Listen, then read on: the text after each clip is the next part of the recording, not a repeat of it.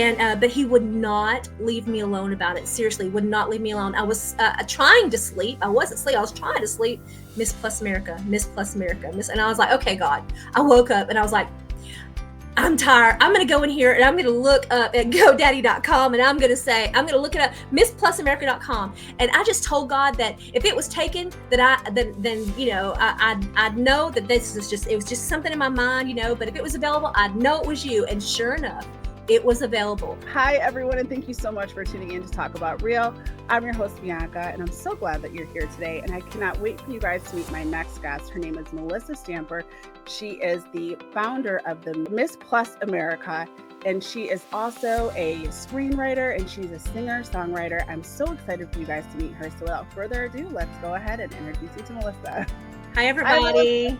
You wear many hats. You're doing so many amazing things for the kingdom of God, from the pageants that you're in or that you founded, and you're a singer and you have a beautiful voice. You're just doing so much for the kingdom. And so can you tell us a little bit about how all of those things got started?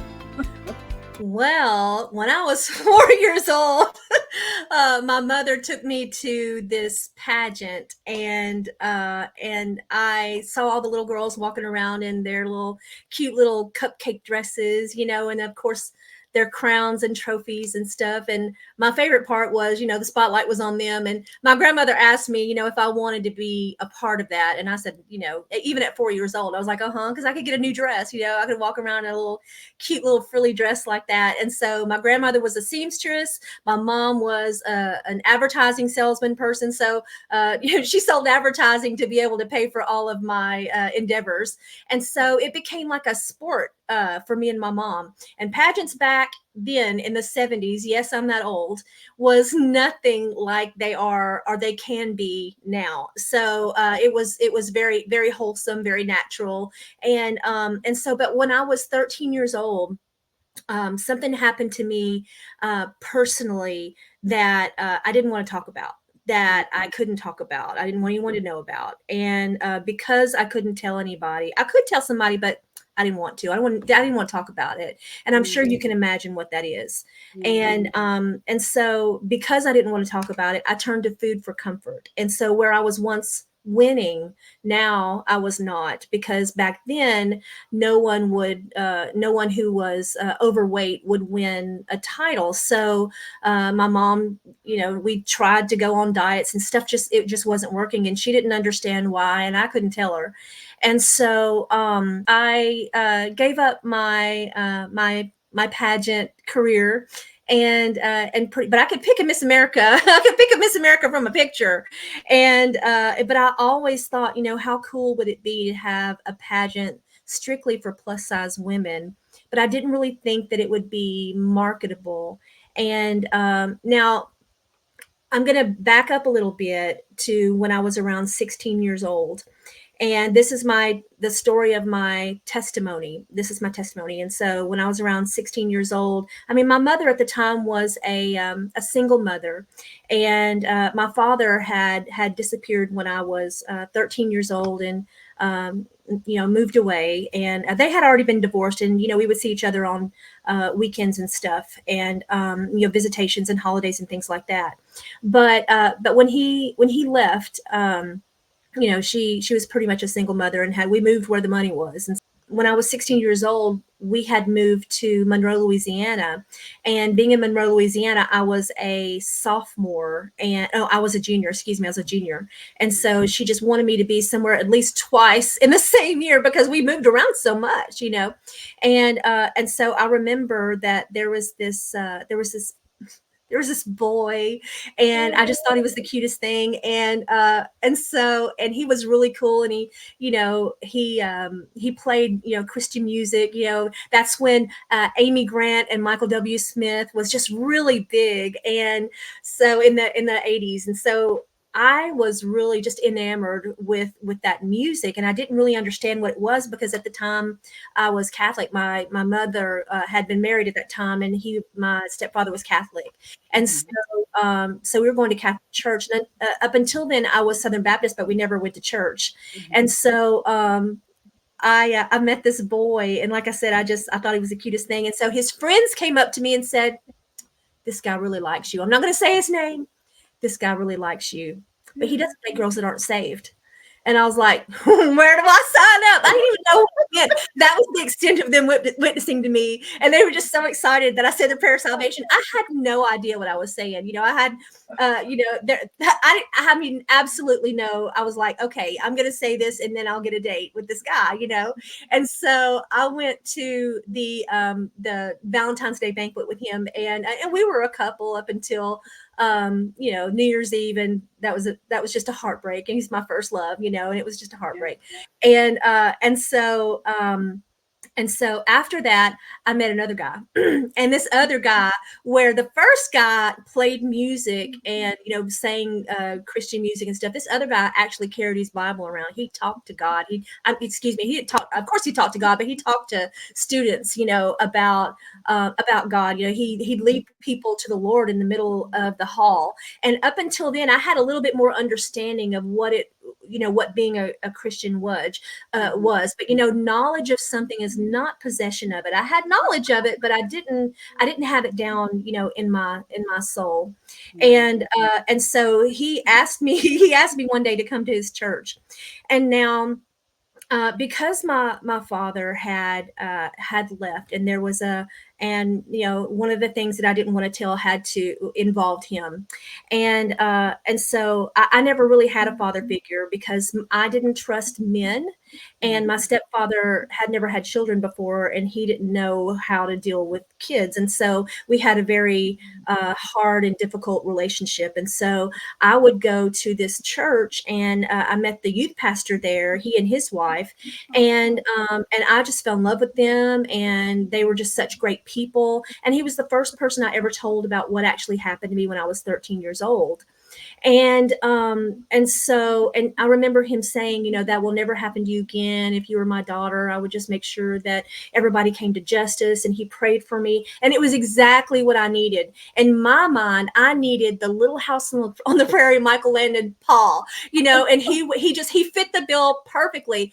Plus, he was the praise and worship leader, so he played the guitar and he played the drums and he wrote music. And so, I mean, all of the youth group, we just loved them so much. And so one day, and this was before cell phones, so one day the pastor came up and said, I'd like to talk to you about immorality. And this youth pastor like the whole church was like, what?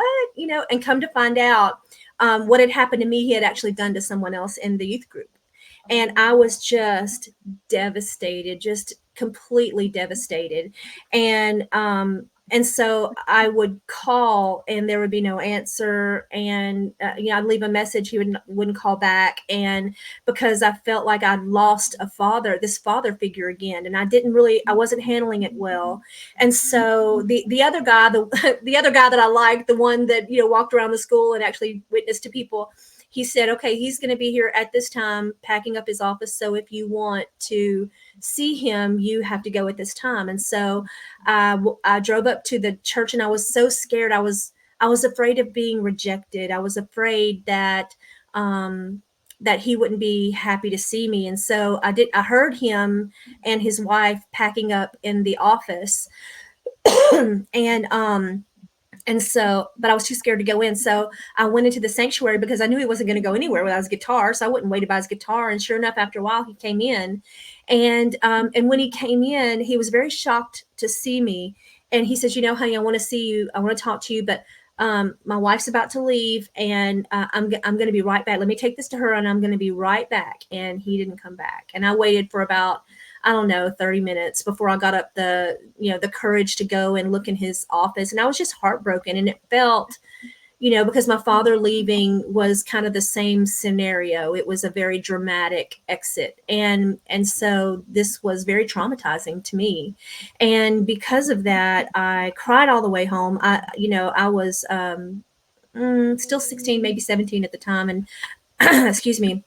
I drove home, and I walked into the house, and my mother, who had no clue what was going on in my heart, said, "You still upset because that youth pastor's?" And I was like, "Okay," because moms, they want you to be happy. They don't want you to be sad. And so I went into my room and I fell into this really deep sleep. And I was walking along this illuminated path, and like Michael Jackson, but it wasn't a Michael Jackson video, but it kind of lit up as I walked through it. And then there was this brook that I walked. This really small bridge with a brook under it that had these like diamond, like the sand was like diamond dust. It was absolutely beautiful, and the water was so blue, and it looked like it was alive. The way it moved, it just looked alive, and it was the bluest blue I'd ever seen. I've never seen a color on earth that even matches it. It was just beautiful.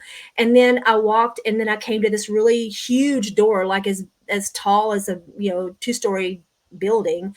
And so the door opened, and when I walked in, there was like a checkerboard. The floor was like black and white, and I walked and there was no sky, there was nothing, there were no stars. It was just dark.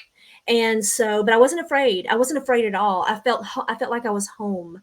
And so I continued walking until I saw these 4 columns, these 4 marble columns.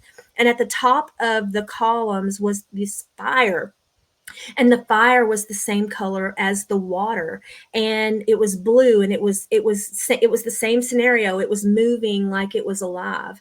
And then there were stairs uh behind the columns, and they were kind of rounded, like not like a square. They were kind of rounded, and they went up, and as far as the eye could see, and there was like this green, really beautiful green hue at the top, and it was like pulsating, like this. And so I walked past the first one, and these columns were like really huge. Like, I mean, it took a little bit to get around it. And so I walked past the second one, and on the third step sat a man. And this man was dressed in this white robe, and he had a gold rope around his waist, and he had sandals on, and his hair was white. But I couldn't see his face because he was turned around. He was looking up to what I would guess would be the throne. And I remember thinking in my dream, this can't be Jesus in my dream, because I knew I wasn't saved. I said the words, but I didn't mean it. And why would Jesus come to me in my dream? And I'm thinking, this doesn't make any sense. And in my dream, I'm thinking, that cannot be Jesus. And he turned around and he looked at me, and he stretched out his arms, and his eyes were the same color as the water and the fire. And there was such warmth and such beauty and such peace in, that I felt immediately. And he stretched out his arms, and he said, in this low, beautiful voice, he said, "You need no earthly father." And I was like, I just ran to him and fell in his arms. And I remember, he was humming, he was rocking me back and forth, holding me and rocking me back and forth. And I felt his chest on my cheek. And I remember he was humming something. I can't for the life of me remember what melody he was humming, but he was humming some sort of melody. And when I woke up, I had chills, and I remember I could still feel his arms around me. And I put my head under my pillow, and I said the prayer of salvation. I gave my life to the Lord right then and there. And I've been serving him ever since. And that is the story. Um, that's how the story unfolds of the things that I'm about to tell you, because God chooses us for a reason. We all have a plan. God has a purpose for every single one of us, and we might not know what it is until after it's completely over. And so pageantry was really very much in my blood.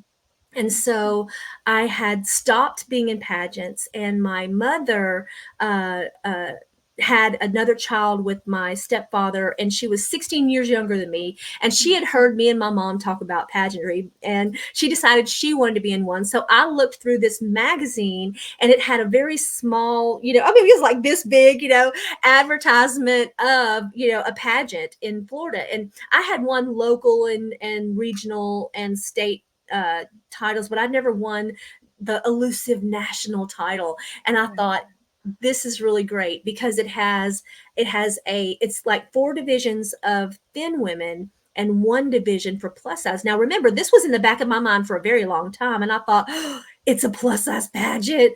And I was so excited. So when I talked to my mother about it, now my mother was one of those people that her parents didn't really support her in her dreams and things like that. So she made a deal. She was like, or she told herself, hey, if my kids ever want to do something, I'm going to support them 100%. And she did. Any harebrained idea we come up with, my mother did her best to facilitate it. And she would always say, nothing beats a try but a do. And so if something comes into your mind and you want to try it, try it. I mean, you couldn't do it before. If you can't do it after, what have you lost? At least you've learned something during the journey. And so I went to my mother and I told her about this pageant. Of course, we were so excited. And of course, my little sister was like, hey, I thought you were supposed to be looking for a pageant for me. I was like, okay, you come later. And so anyway, we saved up for a year and went to this pageant. And so because it was such a novel idea, there were only 3 girls in my division. And of course, there were several girls in the other because it was like 4 divisions of the thin women and then 1 division for the plus size. And so I competed in talent and I won talent. I sang Celine Dion's "Wind Beneath My Wings." I think it's, what is it? You were my strength when I was weak. I can't remember the name of it, but I sang that song. I dedicated it to my mother because she's just so amazing. And so I won talent. Well, then I go into interview and there were 5 judges and you have to fill out what's called a fact sheet to tell them a little bit about yourself so they'll know what to ask you during interview, right? Mm-hmm. And so I put on there that I drove an 18-wheeler. At the time, that was my career because I got married and my husband became a truck driver and we were newlyweds and I missed him so much. And he talked me into going to school to learn how to drive an 18-wheeler. Now, I can drive an 18-wheeler straight really well, but do not ask me to back up. Okay. Things happen when I try to back up. All right. And so anyway, they said, it says here that you drive 18-wheelers. That's very odd. And I said, well, yes, but I've only killed 1 Walmart shopping cart. And so they were like, what? So I told them this, death of a Walmart shopping cart story. And they were just rolling at the end of it. So I won overall out of everybody, not just my division, but out of all of the girls, I won overall interview, which wasn't too much of a shock to me because I had them rolling, and I thought, okay, well, I'll probably get really good scores out of that. And they were still reeling from the joy of the interview. I'm trying not to pat myself on the back, but I'm just being honest. And so they liked it so much they got really high scores in the modeling portion of the pant wear.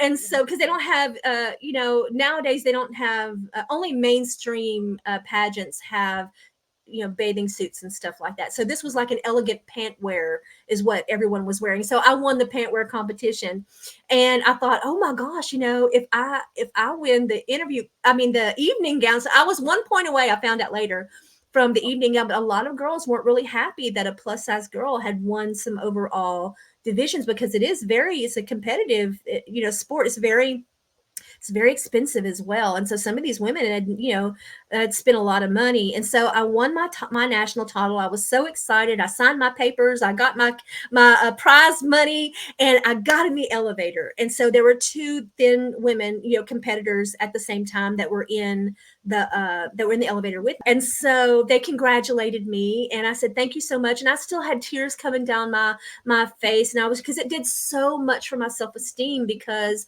I never thought I'd be in a pageant again. And up until then, I just thought, I've gained weight. I'm ugly. I am worthless. And that's how I felt about myself. But this really, gave me a lot of courage. It takes a lot of courage for a plus size woman, especially, to walk on a stage and say, you know what?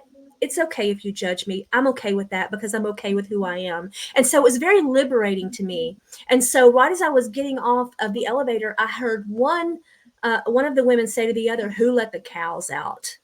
And I was devastated. It hurt my feelings so much. And I know that I shouldn't have given so much, weight to what these women said, but my state of mind at the time wasn't that. You think about things, about how to handle things. You grow from experiences, and that was definitely an opportunity to overcome and to grow, because it just hurt my feelings and I was embarrassed. I didn't want to wear my crown anywhere, and I thought, oh my gosh, they're laughing at me. They think I'm a cow. I mean, how mean! That was That's so mean. horrible. That's And I will bet you $1,000,000 that they have no idea that I heard them say that.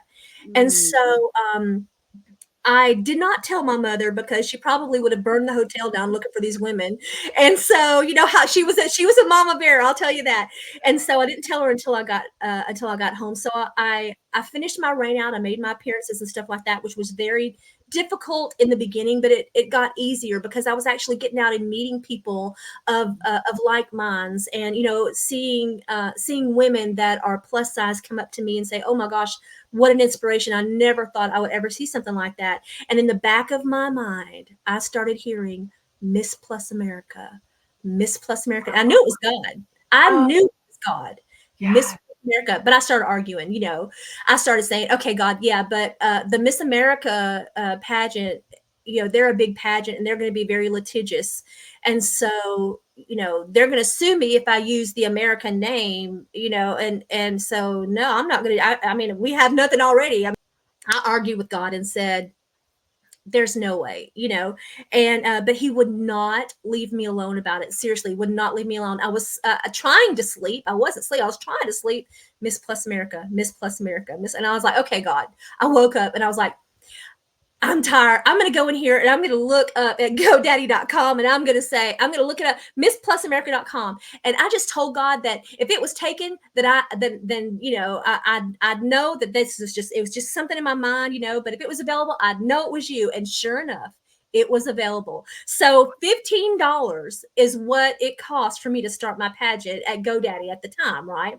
Wow. And so I started the pageant. We had, I think, like 15 or 16 delegates our very first year, which was because they came from all over the country, And, but it wasn't until the second year that I realized, okay, this is more than just a pageant.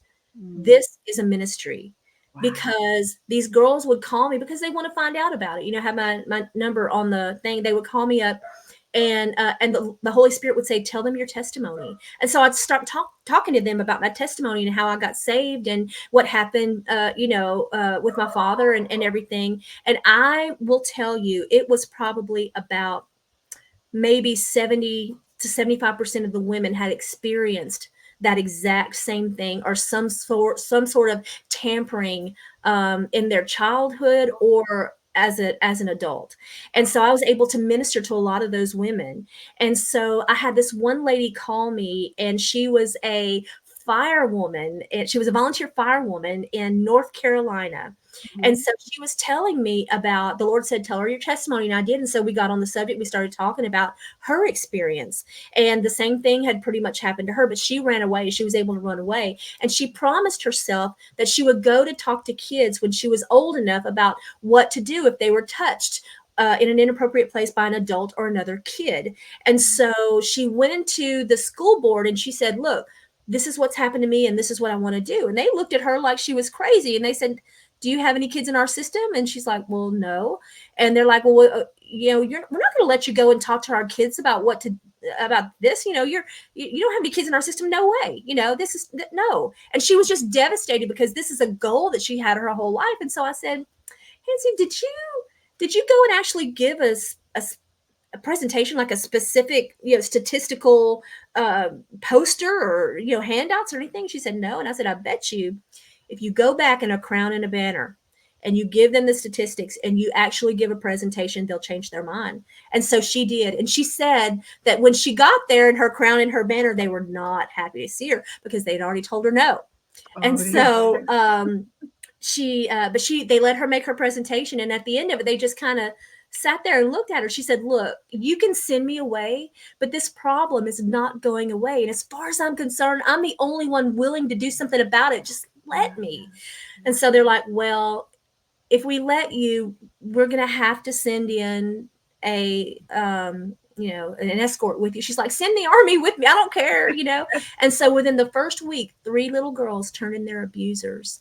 And that's the power of MPA. That's the power that the crown and the banner on a plus size woman, that's the door that is open when it's followed with purpose and passion. And so the Miss Plus America pageant started out and is still today nothing but just a group of like-minded women of equity coming together with purpose and passion. Everyone has to have their a charity or an event or something that they support, and so they go and they make their appearances throughout the year, and then we have an annual national. We have several state directors, and then the state directors will send their girls to the nationals, and then we also have some women that if there's not a pageant in their state, then they'll enter as an at-large delegate and come in directly to the pageant. Excuse me. And so I'm sorry, my cold. But in any case, so that's how the Miss Plus America pageant started, and that's how but we put God first in everything. There are 2 things that I have told that actually my mother instilled in me is, of course, it's important that you put God first in everything, but it's also important to care about your delegates, their experience. You have to protect their experience as if it was a small child. Now, I'm not going to say that we're perfect, because there are plenty of people that have not had a great experience, but that is our goal. I mean, no one's perfect. People make mistakes, and that's okay, but God's grace is sufficient. It's so sufficient. And so that's how the Miss Plus America started. I think, if I'm not mistaken, we just had our 23rd year anniversary a couple of weeks ago, and so I'm very happy to say that that we are just alive and thriving. And so that's how the Miss Plus America pageant started. Amazing how God is using it, and how God, like you said, it's a ministry, and how many lives are being impacted, and how many people have come forward. Right. That truly touches my heart. I mean, oh yes. We've had doctors, Lord. Actually, the woman who owns it now, and in I think it was 2015 or 2013, I can't remember. My mom got really sick, and so I had to lay it down. And I felt like the Lord was telling me to lay it down, because I just at that time I did everything by myself, and there was no way I could take care of my mother and do that at the same time. So I decided to lay down the pageant. It was very difficult, but there's blessing in obedience, and I'm going to tell you another story in a minute about blessing and obedience. If you want to be encouraged, let me just tell you, it's coming. And so in any case, I laid it down and was able to be with my mother until she passed away in 2019. And so it went through. There was one lady who purchased it, and she had it for a couple of years, and then the lady who owns it now, she is an attorney, she is a judge, she's a wonderful, beautiful, giving, loving person, and so I'm very proud of her and what she's done with the pageant. So she just takes it to another level every year, and I'm so proud of her. In any case, I'll tell you, when my mother passed away in 2019, I had already I had started writing. I wrote when I was in high school, and when I graduated, my speech teacher and my choir teacher kind of got in a fight, because one of them wanted me to go and write books and be an author and things like that. The other one wanted me to go and sing. Well, I just love the spotlight. I'd been on stage my whole life, so I decided to go and sing, and so I pretty much kind of forgot. I mean, if something needed to be written, I'd write it, no big deal. And so, but after I started taking care of my mom with the rest of my family, because I mean, it's hard for one person in a family to take care of an elderly relative. It really is. So we all kind of moved into the same house and kind of took turns, and so that way we all kind of had a little bit of a life, and so. But I was taking care of my mom, and I was watching shows on TV and Netflix, and I'm sure only so much you can watch on Netflix. And so this show kept popping up, and it was a Korean drama, and I thought, I'm not going to sit there and watch a Korean drama. I don't want to read this. I mean, I was like, no way. And so I had watched everything that I felt like I could watch, because I was just so bored, because Miss Plus America took up like 90% of my time, much to my husband's jargon. And so And so I decided that, you know what, I'm just going to go ahead and watch it. And I was hooked. I'm telling you, I looked like a zombie when I finished watching that thing because it was so good. But the best part about it, it was like Little House on the Prairie on steroids, because the laws over in Korea are so strict. They have to rely only on the art of storytelling and not the shock factor, or using bad words, or taking the Lord's name in vain, or doing this horrible thing. They can't, they're not allowed to do that, and not on television anyway. And so I thought, you know what, I could do that. I could write a story like that, something just really wholesome. And so I started writing again. And I was working, I wasn't working from home at the time. And so I would go in every day to my lunch break. And I didn't have a laptop at the time. So I did it the old fashioned way and actually started writing it down in a little notebook. And I would come back to my desk and I would type it in my little, in the Teams, forum. And I would tell my group of friends just a story every single day. And I leave them with a cliffhanger every time. They're like, Melissa, you're really good at this. And I thought, okay, well, maybe I'm really good at this, right? So I decided I was going to write my own movie. And I'd heard this song a long time ago by Gary Chapman. I don't know if you've ever heard it, but it's called Sweet Jesus. Have you ever heard of that song? Oh my gosh, it is so beautiful. Out of my entire life, that's the only song that has actually had me pull over on this side of the road and just cry. It was so well written. I will say that it might have had something to do with the fact that I just came out of seeing, Mel Gibson and Braveheart get killed. Freedom. I mean, that I was emotionally compromised, I will admit, but I decided that I would go ahead and write a story that kind of aligns with this song.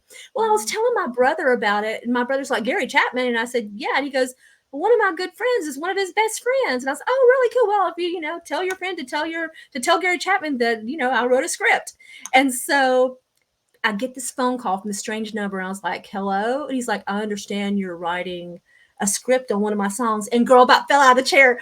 I couldn't believe it. I was like, I was just really dumbstruck. I mean, I could barely speak, and so it took him about a year to read it. But when he finished reading it, he said that he was in tears at the end of it. And I thought, wow, this is really great, right? And so I'm like, okay, well, this is progress. We're going to see what's going to happen with this, right? In the meantime, I am the secretary for my church, for my pastor. I'm the church secretary.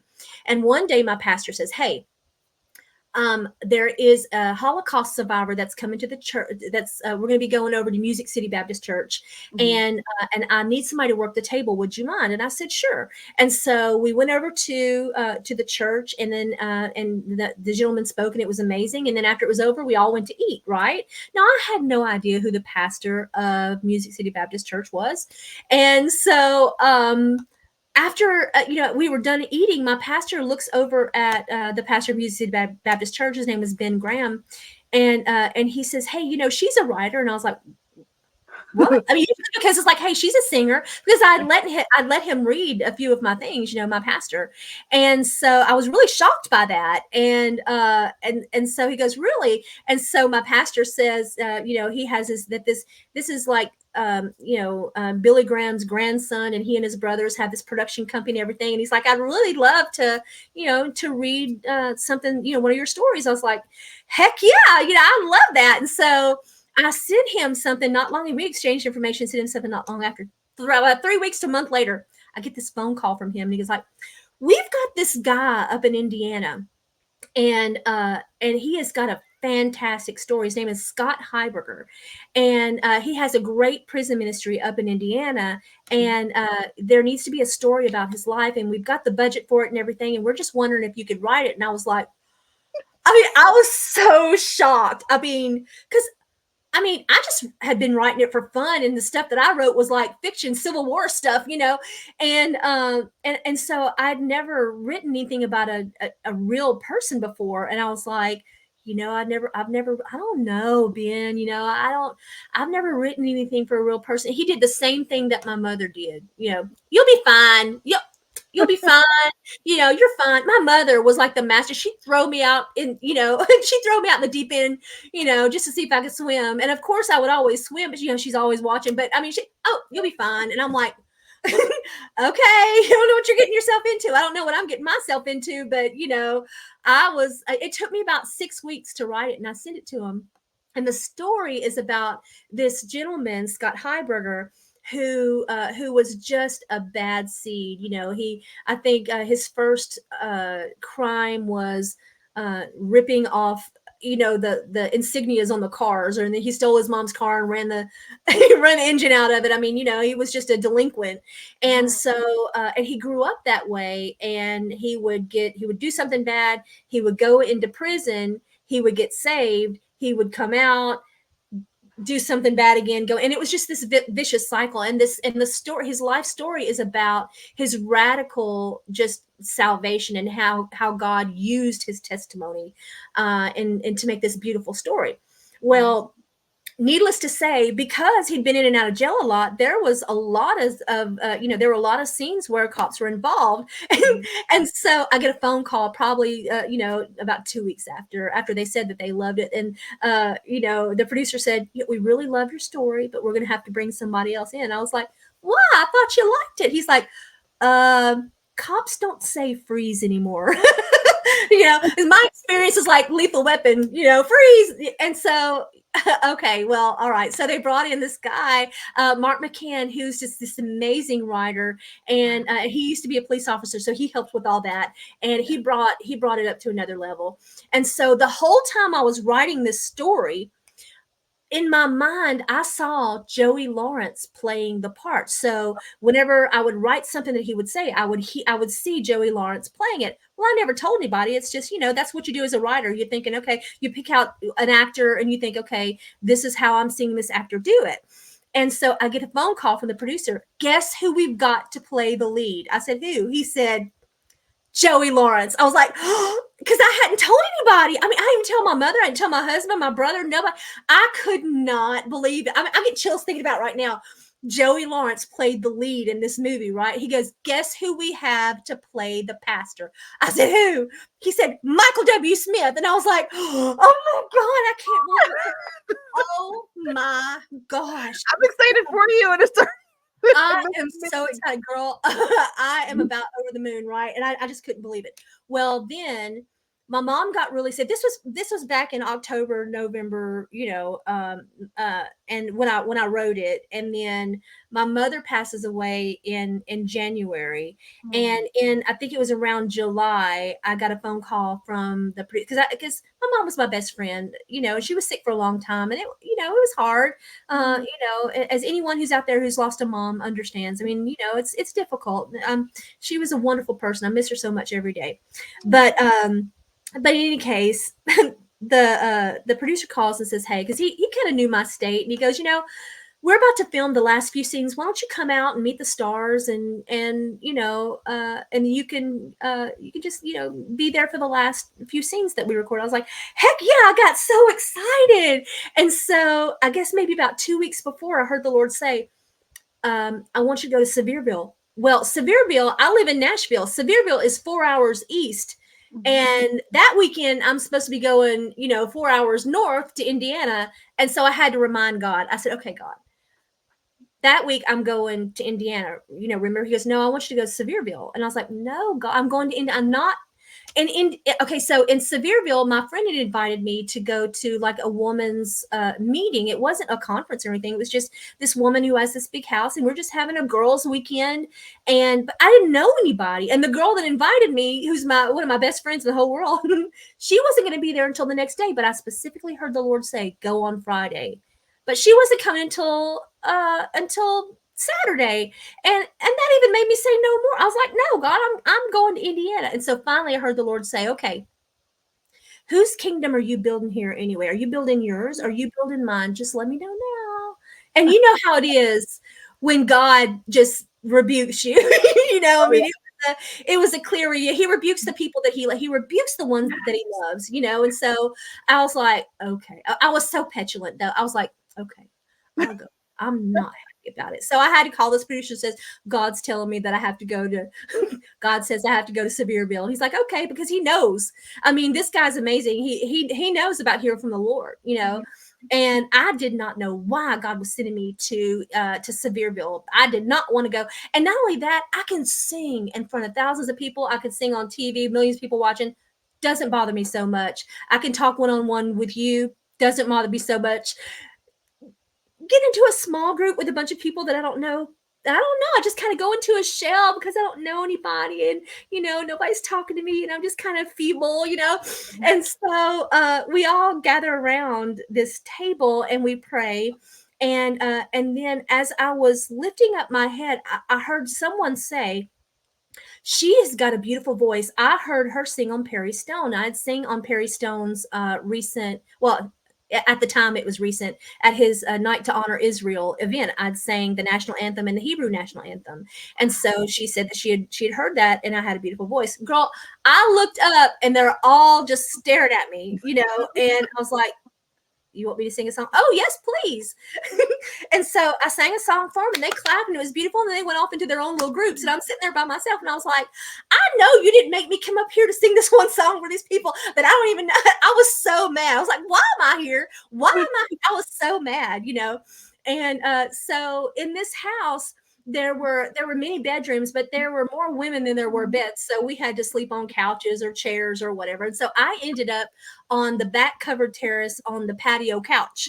And so I wake up the next morning, and over in the corner, there is this beautiful woman who is just sunshine personified. And I am not a morning person. I'm just, And so she says, good morning. Well, how are you doing this morning? I'm like, I can't even, there's such a fog, and right. I'm not happy to be there. I'm still mad at God about it. And she said, well, come on over here. Tell me a little bit about yourself. And I was like, okay. So I go over there and we start talking. The Lord says, tell her your testimony. And I was like, okay. So I told her my testimony. And I sang her because she loves songs in Hebrew, And so I sang her this song, and she just loved it. And as she spoke, she says, well, I love your voice, and I would love to have you have a beautiful voice. I would love to have one of your albums. And that's when I recognized, okay, this is the lady that said that last night. I hadn't put two and two together until then. Right. And so I said, well, I have something that I did, when I was like in high school, but I mean, it's somebody's like garage, it's nothing special, And she goes, well, so you don't have an album now? And I said, no. And she goes, well, why not? I said, well, anything worth doing is doing right. And it costs a lot of money to do something right in Nashville. And so it would cost a lot of money that I just don't have. She goes, well, I would like to help you with that. And I'm thinking, bless her heart. She's probably thinking it's going to be $5,000 or something, And she was just, this little old lady. And I thought, well, usually in Nashville, when someone says they want to help you, what that means is I know the guy that empties Carrie Underwood's trash. So I'll just slip that right in there, and nothing ever happens, And so I'm thinking this is another one of those events, right? And I thought, well, I'm not gonna, she gave me her information, and she said, find out how much it's going to cost, and then let me know. And so I thought, well, I'll just let it go. I won't contact her. It's going to be too much that, I don't want to embarrass her. It's going to be awkward, And so about 3 days later, I get this text message that said, you got that number for me yet? And I was like, dang, maybe this lady for real, maybe she's surely wanting to do this.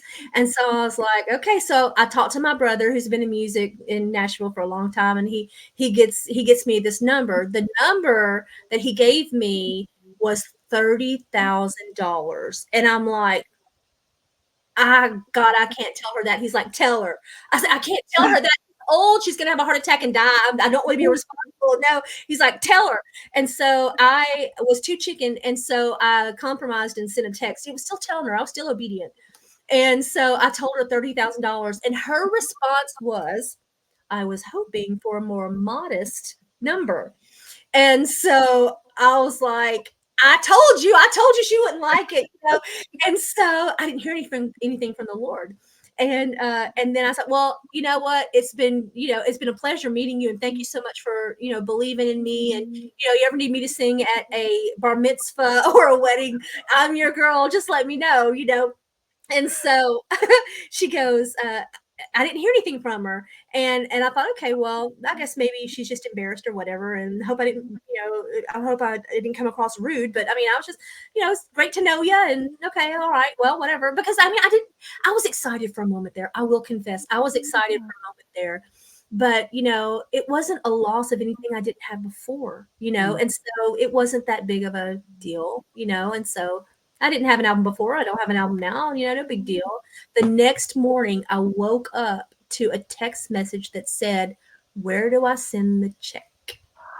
And so this lady that had only heard me sing a couple of times gave me a $30,000 check. The Lord, and there is blessing in obedience. And so that's what I'm talking about. If I had gone to Indiana and not gone to Sevierville, if I had gone on Saturday and not gone on Friday, I would not have had that blessing. And so my first song from this album is going to be released on the 21st. Actually, I think it's the 17th or the 21st of September. I'm actually going to be debuting it live at the Red Letter Awards. I've been nominated for a Red Letter Award. In Women of Worship, so I'm very excited about that, and so that's my story. God is good in every way, and the things that we go through, even in the hard times, and I say this all the time to people, that there is definitely blessing and obedience, but God is there in every moment. In 2019, when my mother passed away in January, my baby brother, who was like a son to me, passed away in August. My husband decided to follow suit and die in November. So 2019 was really bad, and it followed up by 2020 with COVID, and so I remember in my darkest hours, just in such grief, crying, and with nobody but just me and God, and asking, why. And I couldn't do anything but sing through my tears, and he inhabits the praises of his people. And so his presence was so much, so almost tangible, and so I got joy from that, his presence, there's fullness of joy, and it's the joy of the Lord that's our strength, and so I go around and I love to tell this testimony. So thank you so much for allowing me to tell it, because I hope that it encourages those of you out there that are watching, and you, of course, as well. Those of you out there that are watching, whatever God puts in your mind to do, there's a purpose for it. It might not be about you. It might be about somebody else. It might have something to do with what you've been through, or what you're going to go through, and bringing whatever it is he wants you to bring to fruition. He might want to teach you something that you could teach other people. So nothing beats a try but a do, and God is in everything good that is put in your mind, and there's a purpose for it. So follow through, and that is my gift to you. my gift, my word for you, for those of you that are watching today. God has a plan and a purpose for your life, but if you don't put one foot in front of the other and start walking toward that goal, what's it for? You can dream about it all day. It'll be great in your head, but why not try to experience it? So. Wow. Oh my goodness. I don't think I've ever met somebody with so many amazing experiences, God experiences, and wow. Well, there's a reason for it, and I hope that it has encouraged you and your viewers who watch, because like I said, we put one foot in front of the other, and sometimes it's really scary. But God always makes a way. He always does, and if you listen and you heed his word and you're obedient, there will be blessing in that. Amen. Yes, and you're living proof of that. Oh my goodness. Well, thank you so much for being here, and thank you so much for sharing your amazing testimony. And I know, like you said, it's going to encourage somebody, encouraging me, it's inspiring me. So thank you so much for being here. It's been such a wonderful experience. Thanks so much for having me. I very much enjoyed it. Oh, thank you all so much for listening. I hope you have a wonderful day, and God bless you.